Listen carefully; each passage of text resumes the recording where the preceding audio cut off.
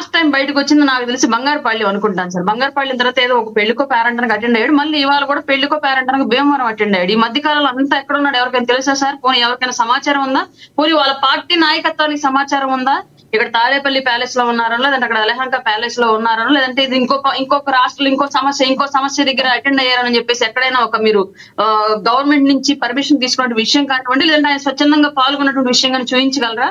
మనం ఒక మాట మాట్లాడే ముందు ఫస్ట్ మన వైపు 4 వేళ్లు చూపిస్తున్నాయన్న విషయం మాత్రం గమనించాలి. ఆ 4 వేళ్లకు మనం సమాధానం చెప్పుకోగలిగేటువంటి చిత్తశుద్ధి మన దగ్గర ఉంటేనే 5వ వేలు ఎదుటి వాళ్ళ మీద చూపించేటువంటి ధైర్యం చేయాలి సార్. పవన్ కళ్యాణ్ గారి మీద గత ఒక 2 రోజుల క్రితమే మాజీ మంత్రి పేర్ని నాని గారి ఒక రకమైన వ్యాఖ్యలు చేశారు. దాని మీద పెద్దగా మీరు ఎవరు కూడా రెస్పాండ్ కాలేదు.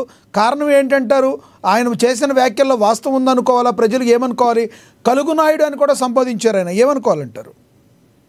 ఆయన కలుగు నాయుడా లేదంటే పలుగు దించే నాయుడా అన్నది గత ఎలక్షన్ లో క్లియర్ గా చూశారు సార్. అది వైసీపీకి బాగా స్ట్రాంగ్ గా తెలుసు.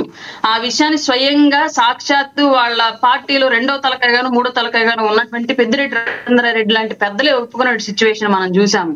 ఎందుకంటే పవన్ కళ్యాణ్ గారి జోలికి వెళ్ళడం మూలంగానే మనం ఓడిపోయాము, ఆ విషయం మాకు తెలుసు అని ఓపెన్ గా ప్రెస్ ముందు ఒప్పుకున్నాడు ఆయన ఇచ్చినట్టు ఒక ఇంటర్వ్యూలో. అట్లాంటి వ్యక్తి ఆయన పలుగు నాయుడు ఆల్రెడీ దిగిన తర్వాత కూడా ఇంకా డౌట్లు ఉన్నాయంటే తొందరలో ఇంకో పలుగు దించుకుంటారని చెప్పేసి వెయిట్ చేస్తున్నారు సార్, అంతే. ఎస్ రాయపాటి అరుణ్ గారు, మరి కాసేపట్లో వస్తాం మీ దగ్గరికి. కాసేపట్లో వస్తాం. మనతోటి వైసీపీ నేత ఎల్ఎన్ మోహన్ రెడ్డి గారు జాయిన్ అయ్యారు. ఆయనతో మాట్లాడదాం. మోహన్ రెడ్డి గారు నమస్తే అండి. నమస్కారం అండి. మీకు ప్యానెల్లో పాల్గొన్న పెద్దలకు, చూస్తున్న వీక్షకులకు అందరికీ హృదయపూర్వకంగా నమస్కారం.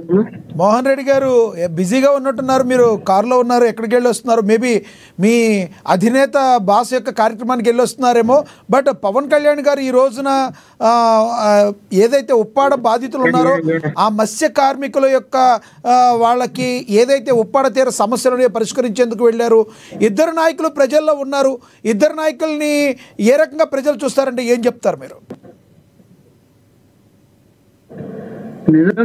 ప్రజల కోసం పోరాటటువంటి పవన్ కళ్యాణ్ గారు పోయినప్పుడు మా జగన్ ఆయన చూసి వాత పెట్టుకున్నామని పోయినాడు. ఇట్లా బాగా కష్టపడేవాడు కదా, నిరంతరం ప్రజల్లోనే ఉంటాడు. ప్రజలు తప్ప వేరే పని లేదు. 175 సార్లు ఫ్లైట్ వేసుకుని నుండి హైదరాబాద్ సినిమా షూటింగ్ పోయినాడు. కాబట్టి ఇలాంటి వ్యక్తి కోసం జగన్మోహన్ రెడ్డి గారు ఆయన అనుకరించుకోవాలనే ఉద్దేశంలో భాగంగా పోయినాడు. కాబట్టి అట్లుంది. ఏమన్నా అర్థమైనా జగన్మోహన్ రెడ్డి గారు ఈ రాష్ట్రంలో ఉన్నటువంటి పేద బడుగు బలహీన వర్గాలకు సంబంధించిన మెడికల్ కాలేజీలకు మూత వేసి దాన్ని వినపడుతుందండి. ఎస్ వినపడుతుంది. ప్లీజ్ కంటిన్యూ చేయండి. వినపడుతుంది. మీరు కదుపుతా అంటే అందుకు డౌట్ వచ్చింది. ఇంతమందికి ఇన్ని రకాల అసౌకర్యం కల్పించినప్పుడు అదే విధంగా దాదాపు 17 మెడికల్ కాలేజీలు రాష్ట్రంలో 1923 మొన్న 2029 వరకు కేవలం 8 గవర్నమెంట్ మెడికల్ కాలేజీలు ఉంటే జగన్మోహన్ రెడ్డి గారు 3 సంవత్సరాలు అంటే 2 సంవత్సరాలు కరోనా 3 సంవత్సరాల పరిపాలనలో 17 మెడికల్ కాలేజీలు తెచ్చి 7 మెడికల్ కాలేజీలు పూర్తి చేస్తే ఆ మెడికల్ కాలేజీలో సంవత్సరానికి 2500 మందికి ఆ సీట్లు వస్తాయి. అలాంటి మెడికల్ కాలేజీలు క్లోజ్ చేస్తే పోయి హైదరాబాద్ లో కూర్చొని తెర పెట్టింది, చలి పెట్టింది. 2 రోజులకు ఒకసారి తెలి వస్తుంది. ముసలోడా చిన్న పిల్లోడు కదా, ఏం ముసలోడు కాదు కదా. 2 రోజులకు ఒకసారి జనం ఎందుకు వస్తుందంటే అక్కడ చంద్రబాబుతో సరిపోకపోతేనో ఇక్కడ ఇంకోటి రాష్ట్రంలో ఎక్కడన్నా తిరగాల్సి వచ్చాను, లేక పిల్లలు పోయి పిలిచి అక్కడ అమ్మాయిని రేప్ చేసి తెలుగుదేశం పార్టీకి సంబంధించిన వాళ్ళు రేప్ చేసి చంపినారు కదా, వాళ్ళని పోయి మాట్లాడాలంటే పోయి మళ్ళీ వాళ్ళు అడ్డుపడతారనో ఏదో కారణాలు చెప్పి కూర్చుండేది. కనీసం ఎవరి శారీరక దృఢత్వం వాళ్ళకి ఉంటుందండి. వ్యక్తిగతంగా ఎవరికైనా రావచ్చు కదా, జగన్మోహన్ రెడ్డి గారికైనా రావచ్చు, లేదంటే పవన్ కళ్యాణ్ గారికైనా రావచ్చు. ఎందుకు వస్తా అంటే సమాధానం మీరు నేను చెప్పగలమా?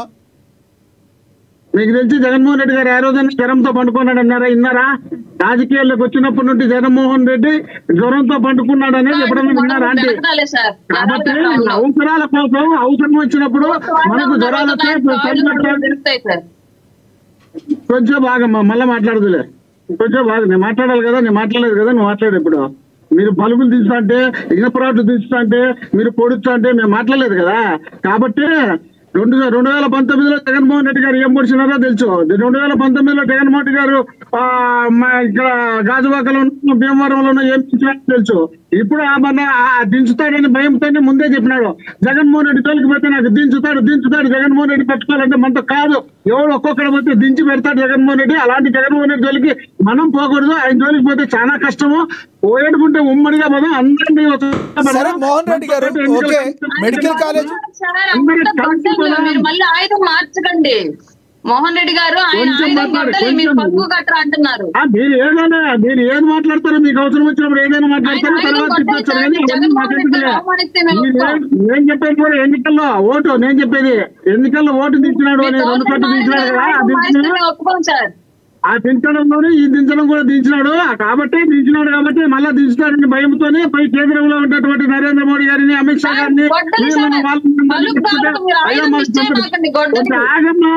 బాగా మాట్లాడలేదా?